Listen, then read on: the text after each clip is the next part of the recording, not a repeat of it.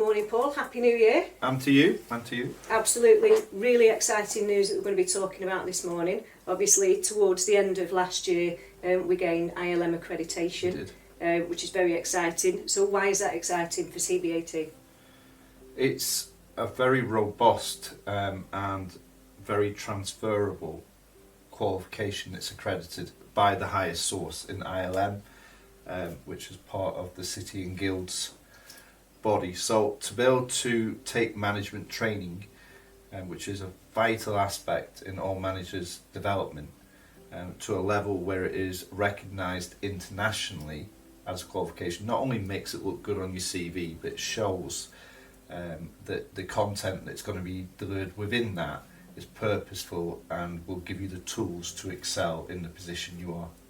So why should our clients get their staff on ILM courses? What's the benefit of the Institute for Leadership and Management courses for our clients? Well, what you find in a lot of training or education within management development, particularly in health and social care, is they go through normally the traditional routes of Registered Managers Award. I know that's gone and it's now like level 4, level 5, etc. But all of that is really training that's geared towards what have you done in the past and how are you reflecting on it. When you actually start to look at managers within industry, they don't tend to do that much training that gears them towards improving themselves within their job, which is very stressful. And they tend to do the statutory and the mandatory training courses. So to be able to actually go on and continually develop your skill as a manager through education, and particularly through a recognised qualification, is vitally important. And I think the most important thing around this is the ILM accreditation that we've sought for this is very much related to health and social care. So the courses that will be delivered, if they're in a health and social care environment, will be reflecting on that actual environment. So tell me a little bit more about, how the courses are going to run and what's involved, things like that. Yeah, so currently we've got the accreditation for a level 3 and a level 4. So there is a pathway and we'll be developing more as time goes on. In terms of the period of both courses, it will take 12 weeks to complete. Now that doesn't mean that you're in a classroom for 12 weeks. The classroom is actually only 2.5 days. Which is spread over, but you have the support and the assessment because you have modules and assignments to complete as part of your learning. So for instance, when you do the level 3, it's very much focusing on that art of communication, and that's something that we can all improve on. It's a vital heartbeat of every business, and sometimes we get lost in a one-dimensional way of communication and not understand the need to be able to reach out to all levels within your working team and all different learning styles within your team. So communication becomes vital. Also the purpose of being able to motivate and lead that team. So how do you keep them inspired? How do you keep them continually wanting to push towards your values, your visions, your mission? Is another module that's contained within it.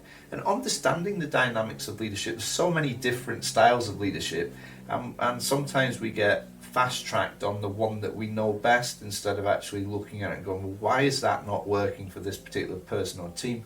Is there another style that you can develop? So these are the first 3 modules. I particularly like the conflict management module that sits within the level 3 because I don't think we are designed to deal with conflict very well, and sometimes having those courageous conversations, we shy away from them, or we become very much what's known as adult child mode, which we don't want to do, so parent-child mode. So dealing with and recognising what conflict is, and then obviously stress management. Stress is a big part of the job role. We have to accept that it is a part of that job role, but how do you manage that? Not just for yourself, but for your team and others. So that's the basis of what level 3 is about.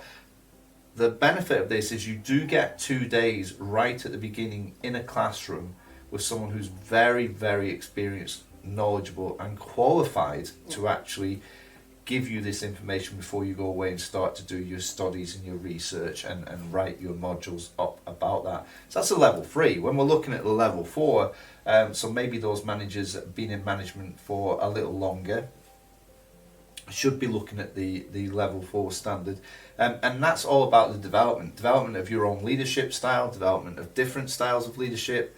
Mental toughness is a big part of the job role, so resilience, mindset, attitude, all comes under that mental toughness, and being aware of how to build that mental toughness, not just for yourself but for others. And a big part that I love in the level 4 is the innovation and improvement culture within the team. So when we're talking about innovation, I think sometimes in health and social care we mistake innovation for, oh, we're trying this new system out. But what are you developing yourself, and how are you developing it? And how do we get a team to be innovative in their thoughts? Care is moving at 100 miles an hour. It has to move at 100 miles an hour. So how do we actually get the team moving in that direction? And again, motivation forms a big part of that level 4. So you're going to get the 2 days in the classroom with the level 4 again, to begin with, but it's pitched at a higher level. It's using your own skills and experience that you currently have and developing them on from that. And then, of course, the 12-week period is the support, the assessments, the module completion, etc. like that. Now, for both courses, there is a wrap-up to this, which is a half-day session, which comes right at the end. And that's when you've completed your modules and your assignments, and that's about what we're doing for the next 12 months. So it's about goals and ambitions, and really pushing yourself and your team as to what you're going to do with this new learned experience, this new research you've done, and turn it into a practical working mission.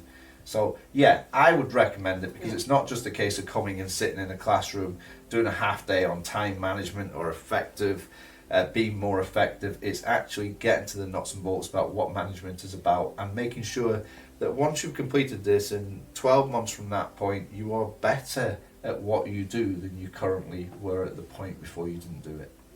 So you mentioned a little bit about the support. How is that going to work for the learners? So through the ILM accreditation and through us, we've built a structured team that are on hand to support you. The specific email and contact details for you to reach out to. We will work with the internal team as well. So if you have a manager and they have a line manager, we'll work with them to support them in how they do the supervisions throughout this period. And then there's also bite-sized workshops that we're running, which will teach you how to write the assignments, and also to reflect and research. So the support is ongoing all the way throughout. We can't write the module for the person, but we can certainly be there to support them all the way through. So it sounds like it's more than a kind of a 2-day course. It sounds like there's obviously got to be investment from the people that are coming on it. Yeah. There's got to be investment from the organisations that are putting the people on it. We can also build around any existing e-learning, which covers quite a lot of the information that we've talked about. So it's about working again with the organisation and about it reflecting that organisation, isn't it? So it's kind of a win-win for both parties, really. Absolutely. It's the area that we least invest in. I know myself, from decades now of being involved in health and social care, from running health and social care settings, that we don't invest enough in management. And what I mean by that is in their development. Yeah. People get to the level of management, and then it becomes almost like a learned experience as we go forward. And therefore you have to make mistakes to learn. And we stop the academic level of learning, when really, if we want to actually propel a manager into becoming unbelievable, then they would continually develop themselves through learning and applying that learning to the workplace. That will limit and reduce down sort of like some of the mistakes that happen, or the not understanding why a certain thing is not working out the way they want to. We need to put that investment into those managers, because ultimately it's those managers that will determine whether that business is successful or not. And as well, if you think of it kind of from a staff, not just staff retention, but attracting staff to an organisation who is offering that their staff can go on ILM accredited courses. That's got to be a big plus side. Oh yeah, we've already reached out to a number of clients who wanted to go down this route. There's a lot of management training out there that is more of sort of like an information overload there, and really it's not recognised for the individual person to put on their CV. Yeah. However, being able to put ILM management training on your CV is recognised, and as I said before, it's transferable across industries. So for the individual, it's certainly something to look at and go, I'd like to have that qualification. And as well with that, they also get the benefits of the being accredited with the ILM, as in those additional benefits that they come with as well, because once we sign them up to the ILM portal, they then become part of the ILM network and all of the additional benefits within that. So why should people do it with CBAT? Because we work blooming hard on getting this accreditation. We've been delivering management training. I personally have been delivering management training for a good number of years, and it's always well received. However, what I wanted to do with the ILM and what we wanted to do as a business was to make sure that our training was recognised on a higher level. So to go down this route and take our training to that accreditation board was us having a belief that we had the right people to deliver it, we had the right style, and we wanted to actually do something that would benefit the learner, not just in the short term, but the long term. So why would I do it with CBAT? If you're health and social care, we're the specialists in health and social care training. So we will look at what you do, we'll look at your vision, your values, your mission, where you want to be, and we will, although not necessarily change the modules of the course, but structure them around what it is that you need from your setting, and that will help your managers to understand how to get there. So how are they going to get in touch with us? So reach out to anybody in the sales team. So you can reach out to sales@cba-training.co.uk or contact your account management manager, or reach out to the team. We're on the phone all the time, so our number, as you know, 01772 816922, or the admin at cba-training.co.uk, or there's us two that you can speak to about it. So reach out to us. Paul at cba-training.co.uk and Elaine at cba-training.co.uk. I was always going to get that wrong. It was a tongue twister. And we've also got the ILM one as well. So ILM at cba-training.co.uk. So if you're interested, get in touch.